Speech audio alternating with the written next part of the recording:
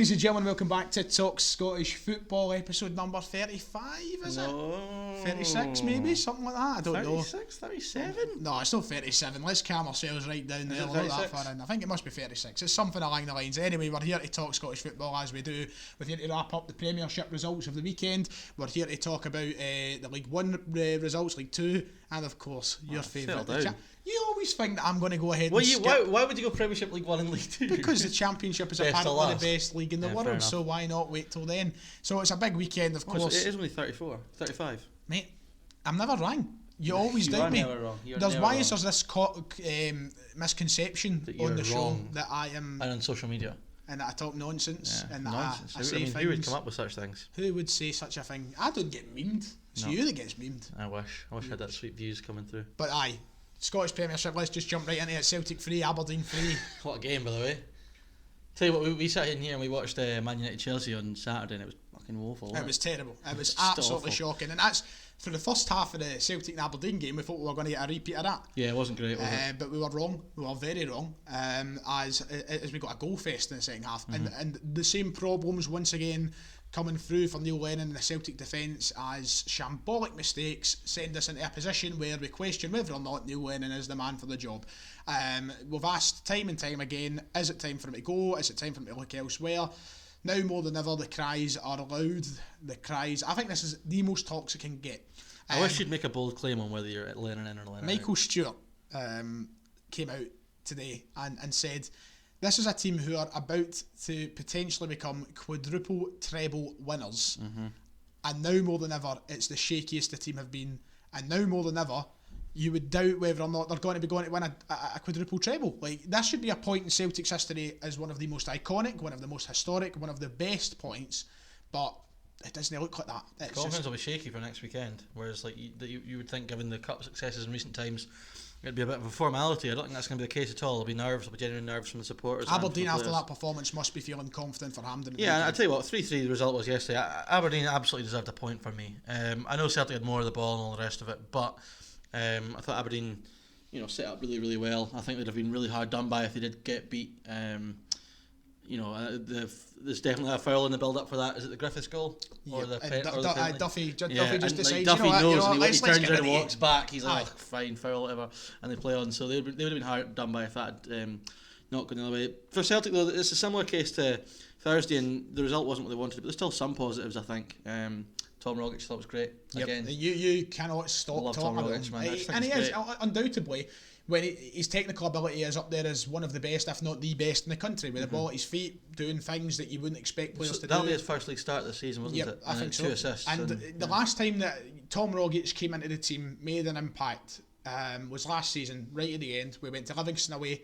Well, 2-1 down, 90th minute, who gets the equalising goal, who gets us the point, who rescues a night that could have been, a bit of a downer, Mr. Tom Rogic. Yeah. Who is the kind of shining beacon of the weekend for me is Tom Rogic. Again, it seems to be a familiar tale. It seems to be at the point now, and we said it last week after his performance when he came off the bench at AC Milan, I think he's got to be a starter now. I think he's got to be in that team every week. Look, there's no many Celtic players now who have the positive mind and the creative thinking to actually do stuff with the ball when they're in these tight areas, when their back's against the wall. He's making these passes and doing these certain things. Goal. And that was like it was like watching 2018 Celtic again. That goal. I'm not saying the game was before anybody clips that. We're far from that, of course we are. But that moment, that goal, just seemed like something of that treble winning side under Brendan Rodgers. Yeah, he's fantastic, Tom Rogic, and I don't think there's many other players in that Celtic squad who would have made the pass for the first goal like he did. McGregor might be the only one who had that, the other one who might have that in the locker, but. Griffiths as well with another goal, that's going to be a positive for Lennon, and a really, really good goal, typical Lee Griffiths goal. So there's those positives, but as I said, defensively a shambles again. Duffy for the third, was it the third goal? No, the second goal, Hedges' goal. Was that the third or the second goal? I can't really remember. Duffy has an absolute mare for that, gets done far too easily on the far side. Similar story yet again. Is Shane Duffy undoubtedly a man who has to be dropped now, would you say? Julian's fit, it's mental. This is the crazy thing. I was thinking about this before we started recording. Everyone said that Duffy was exactly what Celtic needed in terms of what Julian and Ayer were lacking, but apart from maybe the first 2-3 games, he hasn't looked any better recently. And it's crazy, of course, the clip from this exact show has been taken of me saying, when we sat down and we said, well, it was actually for my channel, but it was same, me, you and Dev, and I said, Duffy's the best centre-half in Scotland. it's a common misconception that I have now fallen into the trap of whoever comes up here for down in the Premier League is automatically going to be the best at what they do. I think we had the same thing with Joey Barton when he came here, and Rangers fans were stupid enough to go on and say that he was going to be the best midfielder in the league and he was going to boss it. And gone in 8 games. Yeah, gone in 8 games. Made zero impact to the league. And Shane Duffy is now under risk of being someone, he won't be gone after 8 games of course, but he's someone who might be after 8 games. He's very close to being in the same conversation as a Joey Barton if he continues as a But that's the thing, after the first 2 games, we all thought that he was going to live up to the hype that he brought in. So it's just over this past week when the big games, the games that have mattered. This is why I think it's telling. Apart from the last week, I actually think he's done a decent enough job. First few games, I thought he was okay. Well, I thought it was better than okay. I thought he was good actually. It looked like he was going to add what Celtic needed. And then in this week, he's just capitulated. And these are the games you can't capitulate in if you play for Celtic. There is a mentality problem at Celtic in a minute. We've spoke so much since we started this show in the good old month of January before the world fell apart, when we thought that life would go on as normal. We spoke here about Rangers' mentality problem week in, week out. There has been a direct switch, and the mentality problem was firmly in Celtic's court. And Neil Lennon, is he the man that's behind it all? Is there deeper things there? Are the players just as much to blame? For me, at the minute, you ask for a bold claim on Neil Lennon, it all comes from one place, and that right now is with the manager. Now, I have got all my heart wanting Neil Lennon to turn this round. I would. If he is the man who's... Because he's not going to get sacked. He's no. If it was going to happen, we would have known by now. It's 4 o'clock. I don't know. I think if he gets beat Thursday night and then again next weekend, he's done. But... Right, okay, but if he does it right, okay, that happens, right, fair enough. But if he was to get sacked, which I don't think he will, fair enough. I think that it would be a positive for the team. I think that it would allow us to go in a direction that will steer us towards 10 in a row. But all my heart right now is on with Neil Lennon. I want him to turn this around. I do. And there's no part of me that's sitting here like wanting to take anything away from the guy. He's been through tons. It's hard, man. I'm very impartial. You're asking for a bold claim and Lennon in or out. I honestly don't know. I'm such a 50-50 character. I'm looking at one side thinking, the grass is greener over there. Let's go and get him as manager because we've got a plan. But then the other side's like, Neil can turn this round. I just think he looks like he's beaten just now. He doesn't look himself. You think of the Lennon of old. And I know we've talked about this before and how he toning it down because one of the criticisms was that he was overly animated and stuff. But, I mean, there's toning it down and then there's just looking like... It looks like he doesn't know what to do on the touchline, and that's really about it. And that is reflecting in everything Celtic have done this season. And it's also, don't know what to do. It's also, we've said in recent weeks about lack of a plan. I think it's telling that Rogic and Griffiths are two who have kind of been bright sparks recently, because that's down to their individual ability rather than his way of planning a team selection and a team style of play. How different would the conversation been if it was today? 0 points instead of 1 yesterday. That as well, but what I was going to say is if we never gave away that last minute penalty, walked away with a 3-2, how different do you think the conversation would have been?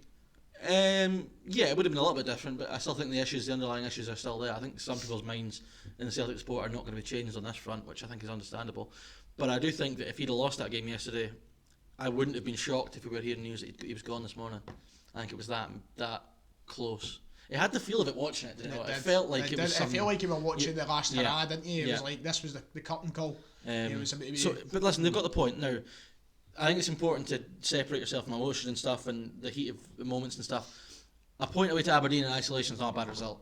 It really isn't. It's not a bad result. It's like we used to always say, last season, like a point at Tynecastle is never a bad result. It's not a bad result, but in terms of the way we went to Pittodrie over the last 3 years, would you not say it's a bad result? The way that Celtic have went up there and dominated the game time and time again. But come at the end of the season, it could be one of those where you go, that point won us the league, rather than, it all depends on what else happens. In isolation, it's not a bad result. Because this is the way I put it, and this is the last thing I don't want to speak about Celtic. 3 goals because this isn't my channel, this is the Talk Scottish Football channel. I don't want to hear about Celtic all day. We've got a lot more to talk about. No, we started with Rangers last week. I suppose, yeah. But when you look at that, right, if you look at it, Celtic win their game in hand, right? Mm-hmm. We are 3 points behind Rangers. The only difference so far this season in terms of results between the two teams is that Old Firm game. Yeah. Any other year, there would not be a mass panic. There would not be this cry for change. There would not be anything else. But there is so many issues that's making the issues are more deep rooted than just the results. And that's the issue, is that it is a more deep rooted issue. I think it's clear. Because if this was happening last year, or any other year, Brendan Rodgers in charge, whoever, and we're playing decent football, but we're 3 points behind because of an Old Firm loss, everybody like, that's fine. Yeah, I mean, if you beat Lazio at home on the Thursday night and then you don't get a point at Aberdeen, You're all right with that as a 2 games. Fair enough, okay, great result midweek. Point Aberdeen's not the worst, but it's the fact that we've seen these issues bubbling, and it's the same issues. That's the issue. I mean, I know 2 of the goals were penalties, but even then, it was just some stupid. Both of them were such stupid penalties. Yep. The first one, especially from Cham, is just bonkers. It's amateur. It's stuff you expect to see on a Sunday. And one thing I want to say, because I said it to you when we were watching the game, how the hell did Callum McGregor not get sent off in that game? I don't know. I've honestly no idea. No clue. Like, and that's the thing. If he was off the park, he might never have given away the penalty. Even before the penalty, he must have. I can't remember how many fouls he had in the second half. 5. I think it was 5 after it. I think it was 5 fouls he committed after his original yellow card. I think what wee Willie had just forgotten. He'd booked him. He's not checked his wee notes. But look, next weekend on Aberdeen's side of things, they will be confident going to Hampden. And I know an empty Hampden Park is going to make no difference in terms of an empty Celtic Park, an empty Pittodrie. It's all the same thing. I mean, we're used to seeing an empty Hampden anyway, Scotland supporters. But Celtic's record to Hampden's fantastic. Though. But this is but Aberdeen will go in as this Aberdeen side. It's a bit of a free hit for Derek McInnes. This Aberdeen side is so technically better than what it's been in any of the. Yeah, I heard a lot of people. I'm glad you've segued on to Aberdeen, because I've heard a lot of people who have speaking to people about the game at the weekend. We're impressed with Aberdeen in that it's not the Aberdeen of old in terms of like they were just hammer throwers. Yeah, they've got a bit about them. They can play. They've got talented players. We saw it with Hedges. Scott Wright's a good player. Watkins a decent player. The boy Edmondson looked. You've got McCrory. You've got Ferguson. You've got when you got that solid base in midfield, McCrory and Ferguson, and I know McGeoch. You've got players like Johnny Hayes, man. Yeah. The way he played at the weekend, he should still be in a Celtic. It's a nice balance between having those workhorses and defensive-minded players, and then having a little bit of flair in attacking areas. And I think you look at their bench at the weekend. They brought on Scott Wright and Sam Cosgrove, who are really good replacements to have, and I think they'll fancy themselves to. It's the best Aberdeen side in the entire McInnes reign for me. Since McInnes has become it's definitely got the foundations of that, and I think if they go and win the game next weekend, that would really certify that claim. I would say a lot. And just to end off on the game, David, if you were to put yourself in the shoes, Lennon or Lennon out. Oh, Lennon out, absolutely. Lennon out, man. Yeah. I know. It's just so hard. I don't have an emotional attachment to the Lennon. Yep, you easily. But that's the thing. At this point, I'm firmly putting the emotional attachment aside. And see, if the news was to come out and got sacked, I would welcome it. I would. I'm not saying I want it, but it's something I said to you yesterday, watching the game. If Lennon if he stays for the season and Celtic don't win the 10 in a row, that's his legacy at Celtic gone. It's knackered for me, because there will be so many of the supporters that will blame him, fairly or unfairly. The blame should probably lie upstairs if that's the case, but I think so many will blame him for that. Well, we'll move on. Rangers Livingston 2-0 win at Ibrox. How predictable was that? 2-0 clean cut, done the job. Exactly what I expected. Look, I never expected it to be a pumping. I never expected it to be them walking all over Livingston or anything like that. I said in my video, and people were laughing at me for saying that I thought Rangers would go out there and play as minimal an effort as possible while knowing they got the 3 points. Big difference in the terms of what Gerrard done last season. Jermaine Defoe coming out today and talking about what Gerrard has built mentally at Rangers this season, and the fact that they've changed their focus. Last year, their focus caught up them too much. The fact that they were looking at the league table, seeing where they were in retrospect to Celtic. This year, they're not giving a toss about the table. They're taking it a game at a time. But you got to wonder, how's it took Gerrard 3 years to install that mentality here now? Like, well, look where they were 3 years ago. They were miles off it though. Fair play. It took Klopp 4 years to get a title at Liverpool. Do you know what I mean? It's never as simple as people think it's going to be. And he's got the right guys in him. And that's the key thing is that the coaching group at Rangers has seemed to be they've all got their distinctive roles. You hear like of Andy Halliday talking about it. They've all got their distinctive roles in what they do in the coaching setup. It seems to be working well. Rangers look like a well-oiled machine now, who are gradually improving, and I think that result at the weekend will be just as, if not more, pleasing than the one on Thursday night for Gerrard. The other games last season they stumbled in. Yep, exactly. If you offered a Rangers fan at the start of the week, walk over Celtic, walk over a European opponent, and then take a wee win of any means. Easy. And another big thing I thought, looking at the bench at the weekend for Rangers, that bench was so strong. Like, I mean, we've said for so long, everyone said it, that the lack of depth is going to cost Rangers. That if Rangers don't win the league title this season, it won't be down to a lack of depth in the squad, because they've got that, and they've got quality and depth as this year. The league is won on mentality, and that alone, I think that kind of. I think on park quality, as we've seen with Celtic have got all the talented players they need, but it's no matter at all, because what's been wrong? What's been wrong is that the way we've went out in the park, we've looked at passengers. Rangers, they've not had that yet, and by the way they're going right now, it looks as though they're never going to. This is as evenly balanced as Celtic and Rangers players playing squad has been since before 2012.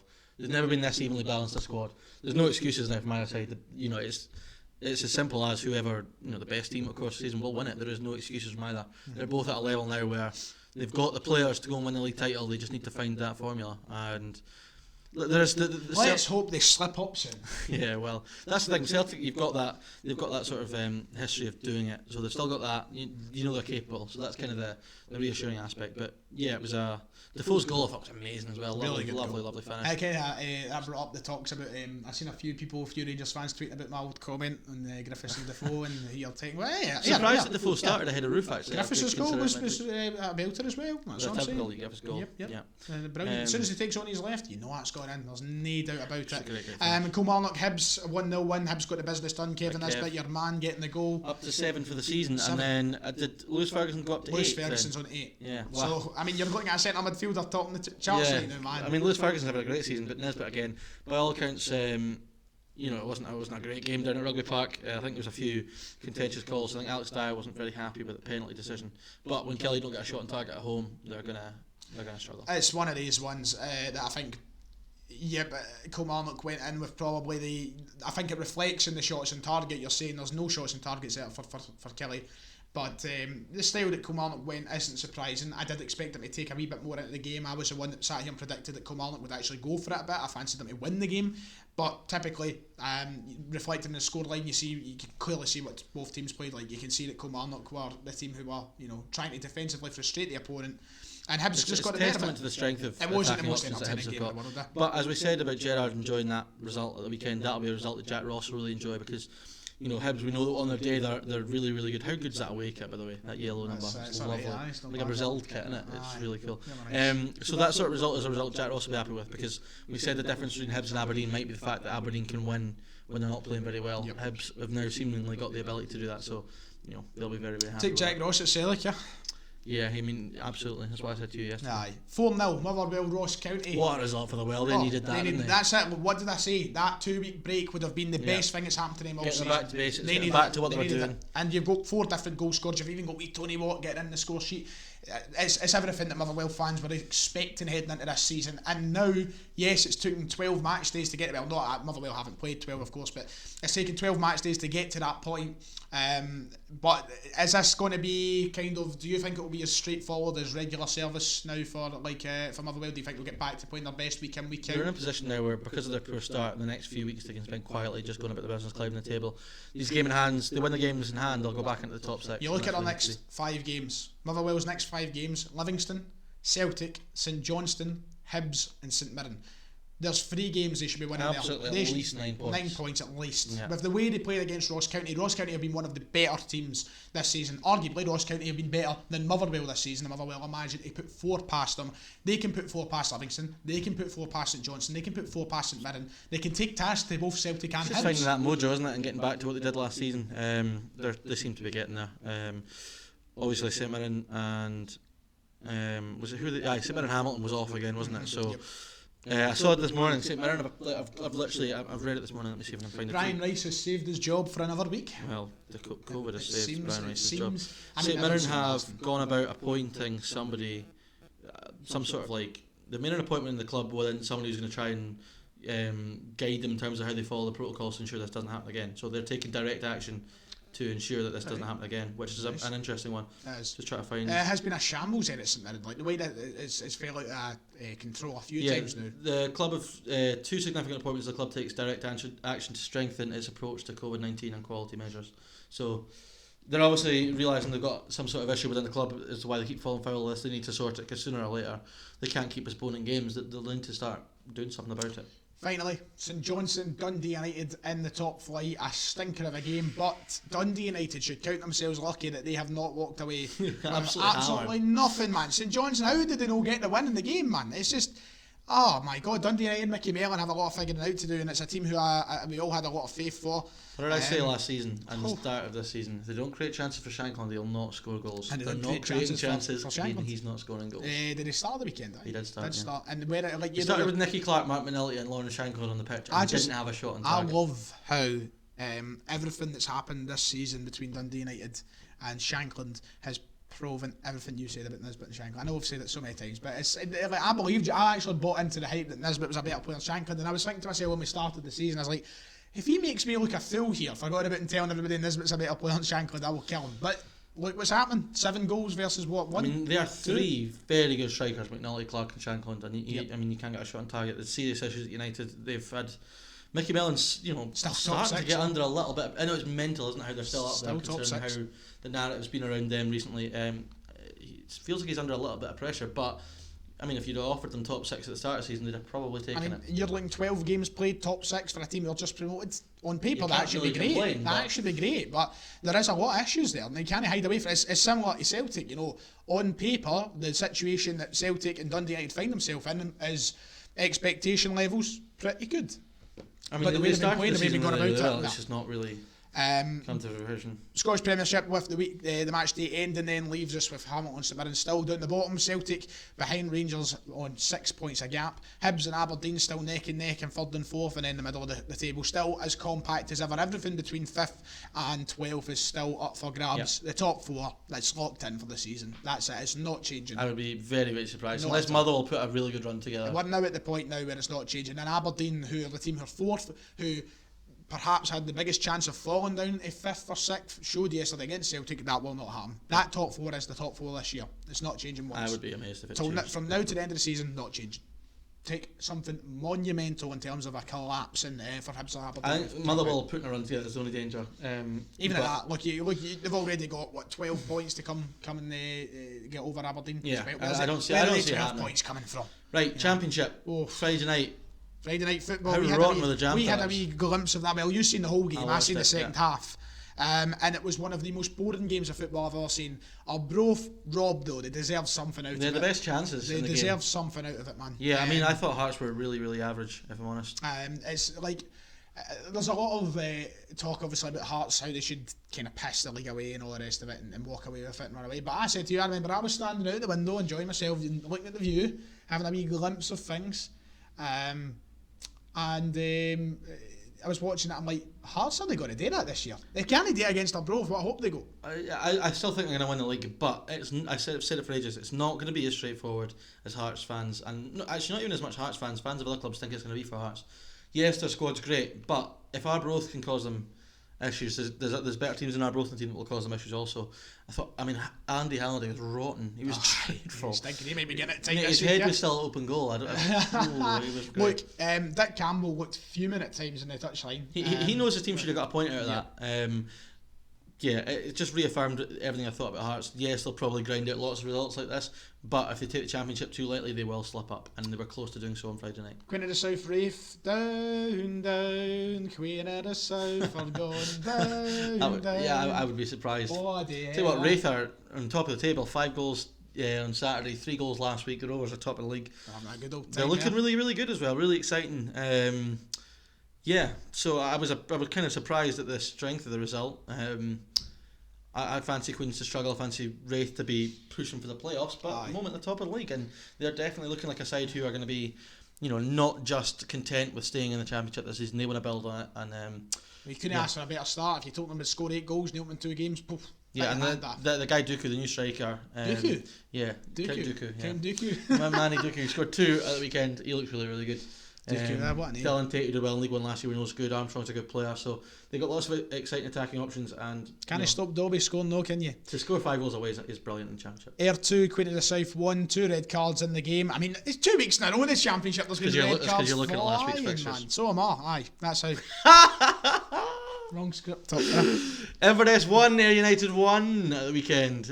Why was that? Nikolai Talarova, the second in as many games, a late equaliser for him. I reckon it might be. I thought it'd be a close game up there. I think you backed there, did you? Backed there in the game. I backed there to win. But listen, there are 2 sides who will be thereabouts this season.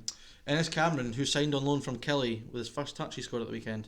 And that would have been a great 3 points if they'd managed to get it, but Todorov with the goal for Inverness. Just shows once more that Ayr can compete with these guys. Yeah, of course they can. Their attacking options especially are going to cause teams issues this season. And a point away to Inverness is a good result for anyone in the Championship. Yep. Dundee, Greenock Morton, 1-0. Red card in that game. I've got that right. Yeah. Dundee still looking a bit shaky. The boy, your man, Jonathan Afolabi, getting the goal, but they only had 3 shots. Mate, Dundee are not a good looking side, are they? Not a good looking side. They're not going up this year. I've never been more certain of it in my life. They won't go up this year. Never been more certain. Are you more certain than Fairmont finishing above Dundee? I'm not even as certain about that. I just know that Dundee have not got enough to go up this year.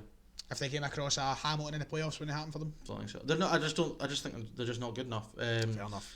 Morton aren't great either, and I mean they've gone up there and probably, you know, I know they had the red card towards the end, but I mean they could have taken a point from that game and it wouldn't have been against. Hopkins, I seen earlier on Twitter, Hopkins complaining about something. I can't remember what it was, but he's a bit of a grump him sometimes.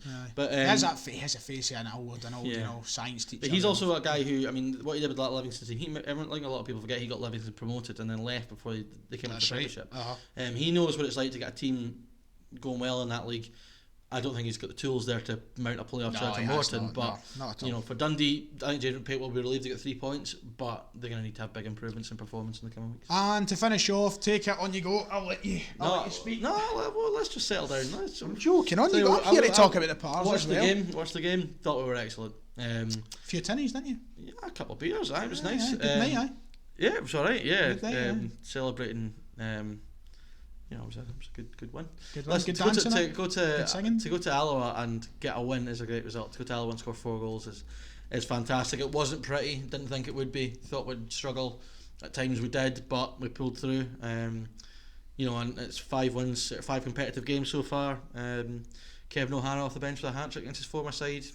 Delighted he's got off the mark because, you know, he's had a bit of a shaky start. Had some chances missed. He should have scored in some of the games so far. For him to get the goals, that's great. Delighted, mate.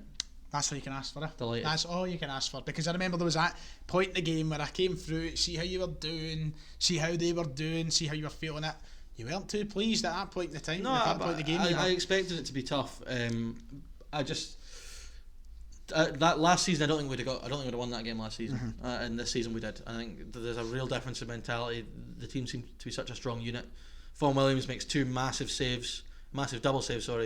You know, to keep it at 1 each, which is huge in the context of the game, and we go on and win it. So Queen's next Saturday, you know, it's a chance to go make 3 wins from 3. Good chance. If you bugger that up, I'll be shocked. Anyway, Championship team of the week, who are you picking? Forgot about this segment, didn't you? Well, I know, but we can run through them and we'll finish League 1 and 2, then we'll go to. Alright, okay. We'll go right, that's fine. Just take away from the hosting. Well, we didn't do it. You forgot to do it for the Premiership, so we might as well do it. Alright, okay, we'll take the end. Right, League 1, we'll start off Partick picking up the win after last week's disaster of a start. Massive one. Airdrie, I told you they're going down, man. They were actually decent. It was even as well. It was a pretty even game. Thistle probably edged it and deserved the win, but again, another example of similar to the Hearts situation. It's not going to be easy for Thistle this season. Brian Graham with a goal.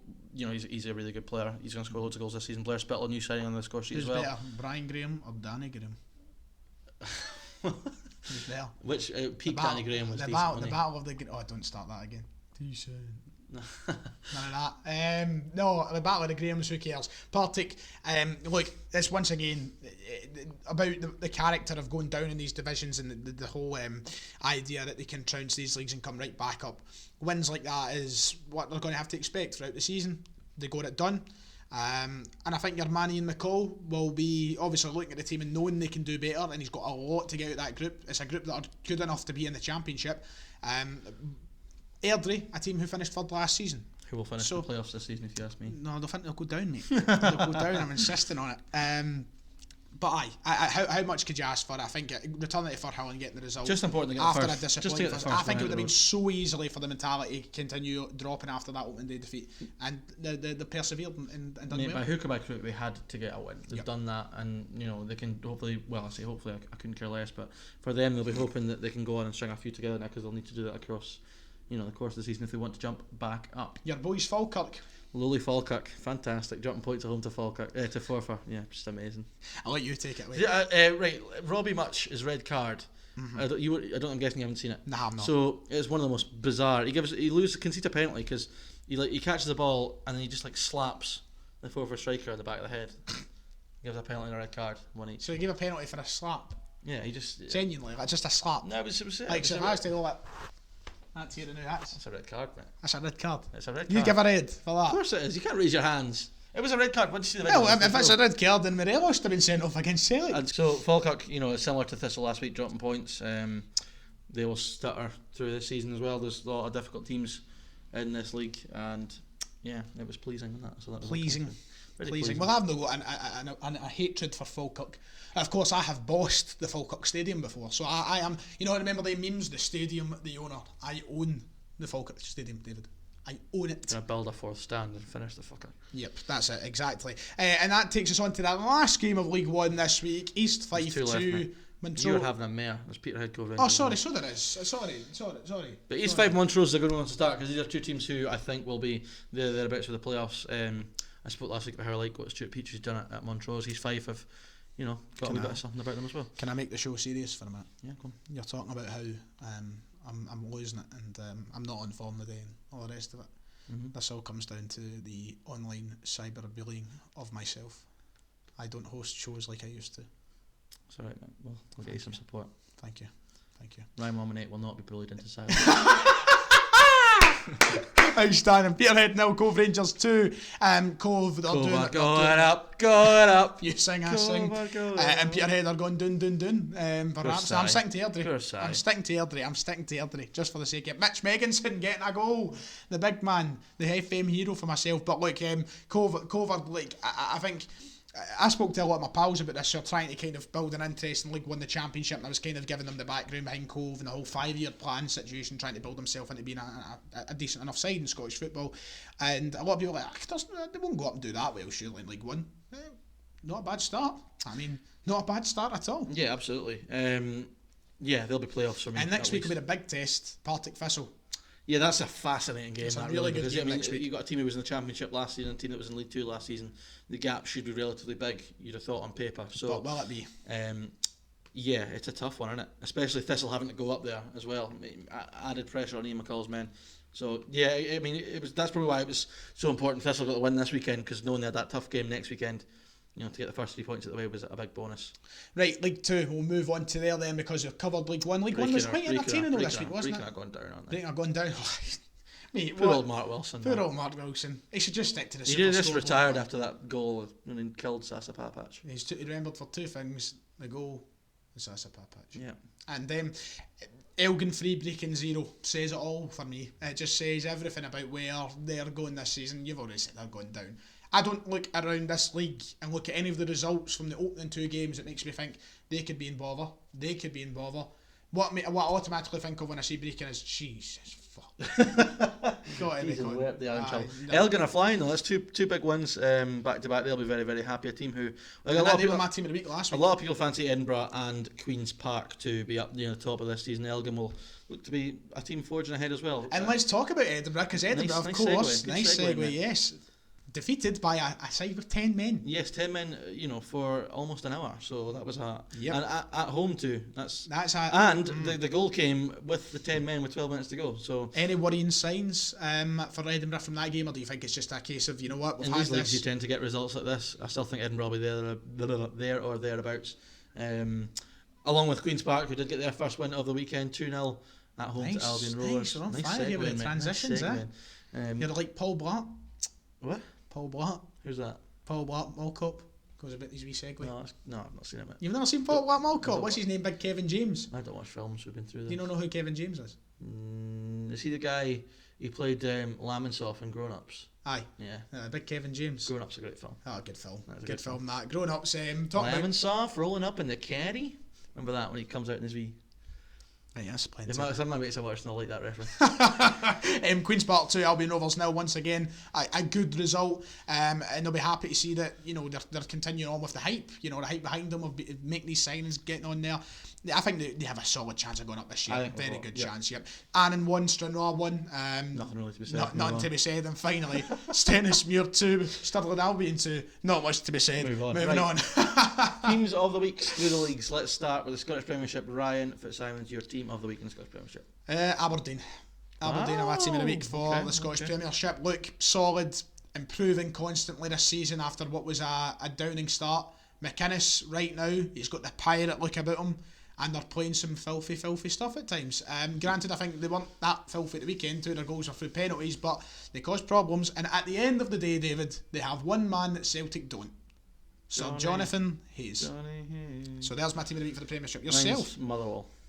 Yeah, I think that's a relatively easy shout for me. As long as we differ in these, I like that. I don't have to. The point is to try. It's nice when it happens. Yeah, it's nice. So Championship, I'm going for the Pars. Okay, mate, I'm Pals glad are you've done mine that. this weekend. Okay, I'm going to go for Raith Rovers then, since you've gone for I the went Pals. for Raith last week and I was thinking about doing them again. I could have done a back-to-back, but I'm saving my back-to-back. I think it's pretty easy. Those are the two standout teams. Yep. Yeah, that's pretty much. Pals are going up. League Very singing mood today, One teams. I know, it's like, do you just miss the karaoke sometimes? Sometimes, and not as much as you do though. Big time. League One, who you going for? Thistle. Yeah. Uh, Surprised. It was Thistle. Never thought you'd ever utter those words. It was Thistle or Cove, but I think the importance of that win for Thistle, just to get the monkey off the back, is huge, and it will stand them in good stead. I think now that they've got out of the way nice and early. Johnny the Monkey. No, you've not seen Borat 2 yet. Doesn't matter. You don't know who Johnny the Monkey is. No. He's the Minister of Culture and Entertainment in Kazakhstan. Not actually, but that's just for the people who've seen Borat 2, because brilliant. For me in League One, just to finally move on to it, I am going to go for Cove Rangers. Yeah, going for Cove. I don't know if I picked Cove last week. I don't think I did, because League 2, my back-to-back is Elgin. I picked Elgin last week and picked Elgin this week. Okay, that's fine. I'm going to pick Cowdenbeath, because I think to come and get that result away to Edinburgh City at the best times is good, but to have 10 men for so long is even more impressive. So the Blue Brazil can get my nomination for that. That was nicely done there. That was really mate. nicely done. Did we ask for the Twitter questions? We did ask for the Twitter questions. He's on the ball. Get ready to get them out. Let's see what they're all slagging me for this week. This is my favourite point of the show. It only lets me imagine what we would actually turn into if we did have a phone in, because they would just give me it stinking, wouldn't they? You wouldn't even get a question. It would just be people. I wouldn't phoning come up on the show. I'd probably just sit in the side. Observe. Daniel Logan asks, is Christopher Julian the answer to Celtic's defensive problems? Answer That's could not. You can't have a cut and dry answer to that answer question. could be a stretch. I think he'll certainly improve the situation. I think he'll be welcomed back with open arms, and I'm sure all Celtic fans are dying to have him back. But with the way the back line is playing at the moment, it's not as cut and dry as you said, as one man coming in and fixing it all. There has to be a complete systematic overhaul. There has to be a completely new lease of life and motivation into that defence, and from there we will see Celtic's defence improve. It's not going to be as simple as putting one man in the back four or back three. Christopher Julian alone is not the answer, because Celtic's defensive problems were there before when Christopher Julian was playing. So it's not that straightforward. I think Beaton, he also said, is Beaton needed for calmness in the defence? And should Celtic have kept Craig Gordon rather than Bain? I would have loved us to keep Gordo. You're in a minority there. I was part of them. I put up my video about it, and people didn't seem to agree with me in saying that I would like Gordo to stay at the club. Obviously his intention was get first team football, so fair play to him. Beaton, though, on the other hand, the calmness that he does bring, I think, is needed. Originally we thought we were going to get a calmness with the signing of Shane Duffy. Absolutely the opposite. Yep, complete opposite. We were through. I think we were conned. But we need Beaton, we need Joe, we need all these players back. There is no excuse. We need these players back. There's no excuse for the way we've been playing at the minute with the squad we have available, because it's more than good enough. Ultimately, it comes down to what's happening up there with both the manager and the players. On the subject of Celtic defence, Connor Hall asks, when Julian comes back, do you think Lennon will change it back to 3-5-2? Let me just kick off with my thoughts on this first. Let you think, because you're obviously the expert. You're only quick enough to get your. So I don't think that I'm just going to ignore that. I don't think that the defenders was the issue with the 3-5-2 in it, because I think Welsh did okay in both games. Maybe it fell for the goals against AC Milan, but it wasn't the defence to back three that was the issue. It's the square pegs and round holes in the forward areas for the 3-5-2 that's caused the issues. So, Julian coming back might help that, but you need to have two fit and firing strikers for it to work for me. Nice. Okay. Your thoughts? I agree with you. Thanks, mate. I do. Connor Carr asks, do you think the reaction for Neil Lennon to be sacked is well founded, or is it mass hysteria due to the pressure of 10 in a row? There is an element of both there, definitely. But at the end of the day, you can't blame Celtic fans for having the emotional investment in this 10 in a row, blinding and blinding is not the correct word, but kind of taking over their mindset towards it all. There's no blaming Celtic fans for that, because this is monumentally the biggest season ever existed since 1967. So, you know what? I think it's justified from some fans. Of course, you'll get elements of the support. You'll get the older guys who kind of want Lennon to stay, and it's understandable. They trust in the manager. They think he'll turn it around. They've seen it happen before. And then you get the younger support, maybe people like myself, that believe that in the state that football's in just now, Neil Lennon's not fit for the job. So there's an element in what's been said there that is correct. It could be just the pressure of 10 in a row coming over everybody and making us all say rash things, but the way we're playing at the minute, it does make you think like there only is one way we can go, and that's positive. We're getting rid of Neil Lennon, but as I said right at the start of the show to kick us off, my heart will always remain with Neil and turning it around if he's still manager. Darren Duncan asks on Instagram, out of 10, how confident are you that Celtic will do the 10? It's too early. Too early. Give us a number. Give you a number? Out of 10. If you asked me at the start of the season... No, I'm asking you now. I'm not asking you at the start of the season. I would say... a time machine, a nice 8.5. You are lying, by the way. You're absolutely lying. I'm not Pinocchio, my nose isn't growing. I keep saying this to him, and he's never going to admit it, and I understand why, but if I was him, I'd be absolutely shitting myself just now. Everybody's shitting themselves, of course. But at the end of the day, we will follow Celtic everywhere. Nice, and that just about wraps up. I'm a bit annoyed there's no Rangers question, so I'm going to hit you with a Rangers question. Nice. Everyone's In which talking about year did Craig White... Go on. Who was your favourite Ranger or Craig White at Charles Green? Right. Everyone's talking about who's going to replace Neil Lennon as if like one man is the answer. It seems clear as day that the setup with Gerrard at Rangers is very much a group. There's a coaching setup in place in terms of like Gerrard's the figurehead, the disciplinarian. What he says goes, but a lot of the coaching is done by other guys. They've all got their distinct roles. Do you think Celtic need to move into a different direction with the next appointment rather than just a manager and head coach? First things first, we have to get rid of Gavin Strachan. But would you like to see them move in a different direction to have maybe more of a broad team? Maybe with some guys the figurehead, but I would like us to honestly go back to whatever was working under Brendan Rodgers, Chris Davies, and the guys who were surrounding him. That clearly worked. It clearly was a system. Now, God knows what it is. Here's another question for you. Do you feel like every bit of like philosophy and culture, I hate the word culture, the culture in the club that Rodgers and that had brought is now just gone? You raised this to me last night, didn't you? You raised this to me last night. Because I saw it on Twitter and I thought it was a good point. I prefer not to speak. It just feels a little bit like they're back to square one in that regard. Yeah, I can see where the tweet is coming from. But then again, do you not look at it from the point of view, and this isn't me trying to deflect away from the question and trying to say my yes or no to it, because people will take this response as me saying no, and that's nonsense, because I think there's a lot of Celtic fans who will believe that, will think that is gone. But if I was to say to you right now, in January, if we, from this point now till January, went back to the top of the table, we're playing good football, Neil, and completely turned it around, do you think that comment would ever get raised again? Do you think people would just completely, if we went on, and if we went 10 in a row at the end of the season, Neil Lennon charged, will people say that? No, they won't. I think so. No, they won't. They won't. Don't care. Because I think a lot of we differ on this, I think a lot of the Lennon out stuff is do you think if we win 10 in a row, the first thing somebody's going to be writing on Twitter is, oh, by the way, Brendan Rodgers' philosophy is now gone. The piss, man, take it like a alligator. But I think if you separate yourself from it, that's why I said at the whole time, Lennon was never a long-term appointment. There is a lot, mate. The minute Neil Lennon was given the job, I said all these things. It wasn't for the next 5-10 years I of said Celtic, all these things about the Rodgers philosophy, about the Rodgers everything. The whole era would slowly and surely erase, and now we're trickling these signs in that it's happening. They're creeping up here and there, and there is a very valid point being raised by the kind of point that you just raised. So, I suppose elements of the Rodgers era are slowly disappearing, and it starts with number one mentality, then fitness, and then a bunch of other things. The tea cakes are back, baby. And finally, if a tin man could tan tins, how many tins would a tin man tan?